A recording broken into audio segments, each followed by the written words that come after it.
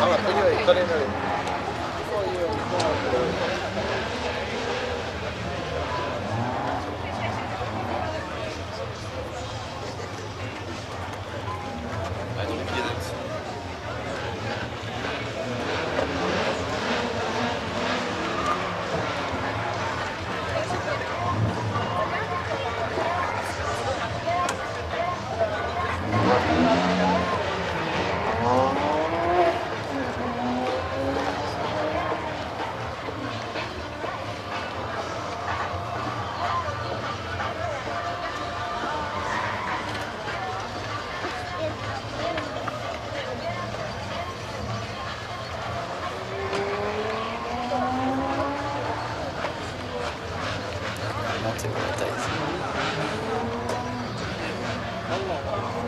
To je tady ta vole.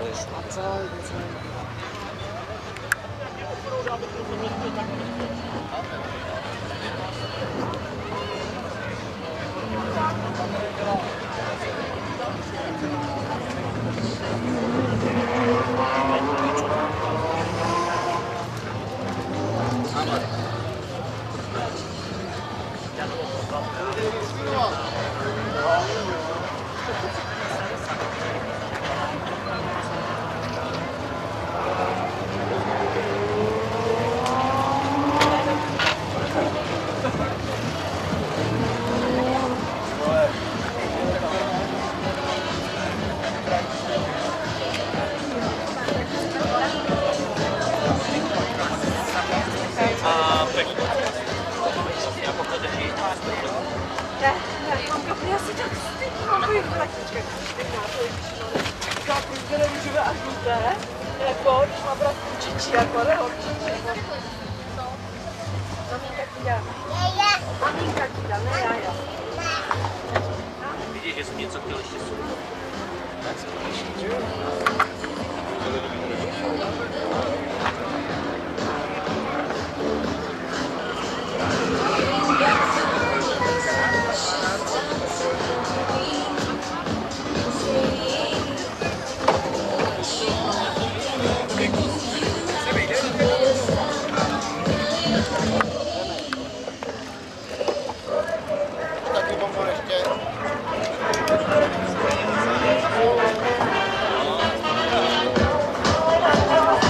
Tak vážení přátelé, my se díváme na hodinky, máte asi 35 minut na to, abyste se stihli ještě zaregistrovat do prvního kola Tuning Cupu pro 2012 tady v Hradci.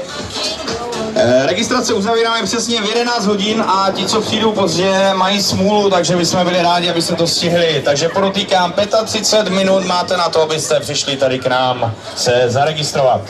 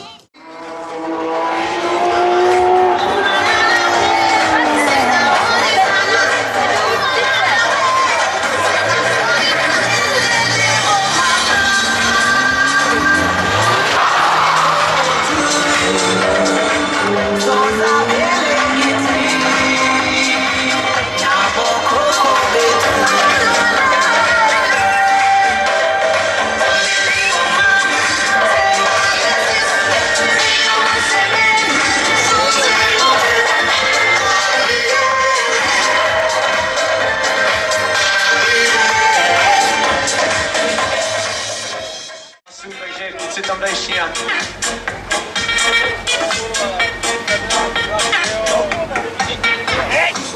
Nevím, jestli bude dneska taky soutěž v akustickém tlaku, přemýšleli jsme, že bychom se zúčastnili. Máme krásně vyplněný náklad.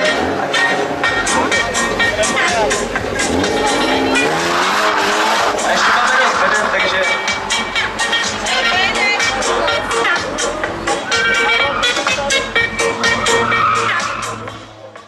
Nejlepší kaskadérů!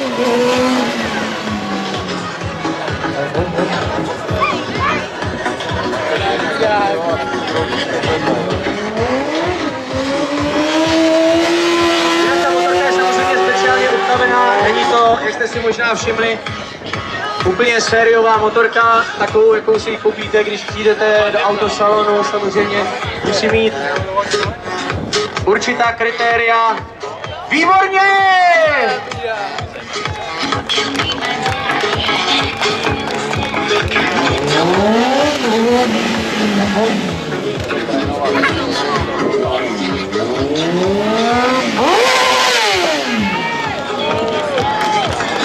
Jinak samozřejmě, jak už jsem tady zmiňoval, Pavel nevystupuje jenom na těch show tady v České republice, ale a pozor, jízda po předním kole.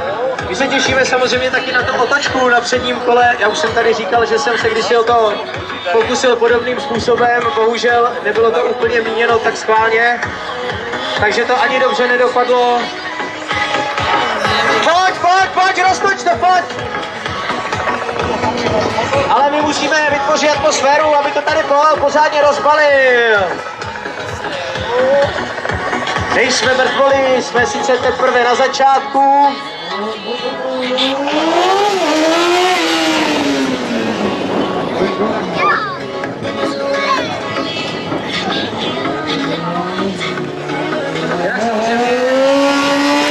Tomuto sportu by se Pavel nemohl věnovat bez podpory své rodiny, takže děkuje své rodině, samozřejmě přátelům, také všem sponzorům, bez kterých by to také samozřejmě nešlo, přece jenom to není takový úplně levný koníček.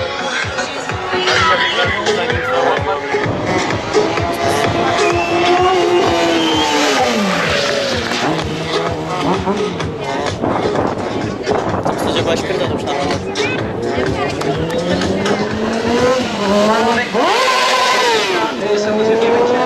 Tohle, to, co tady sledujete, to je jenom taková zahřívačka, takový rozjezd.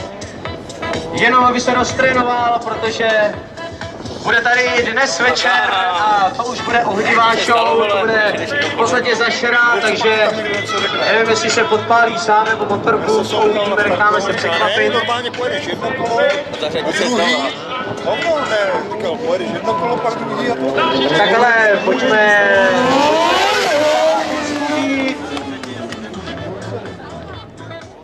Na explozi to zatím nevypadá. Vidíme.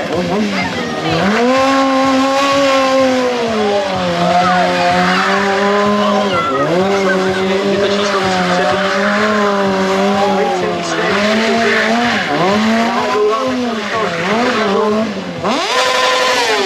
Užitek.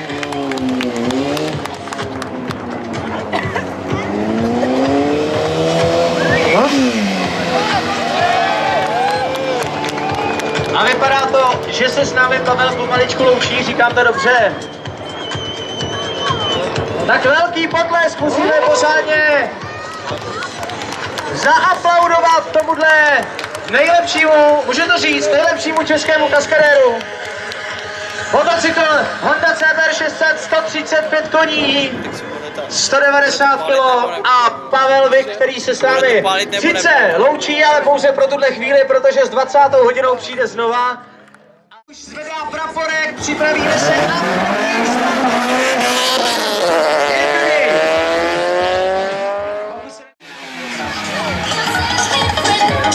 na velký vůz.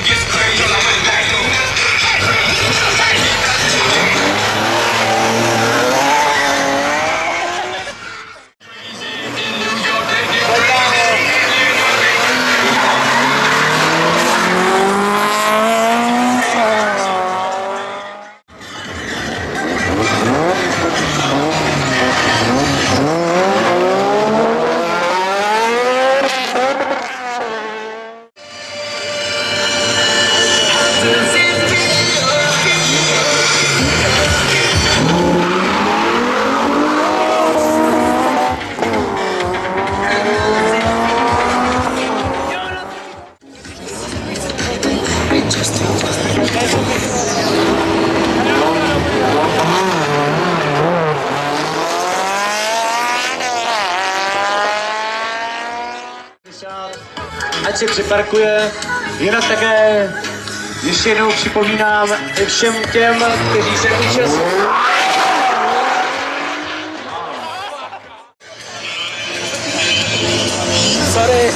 Like people close watch on the side.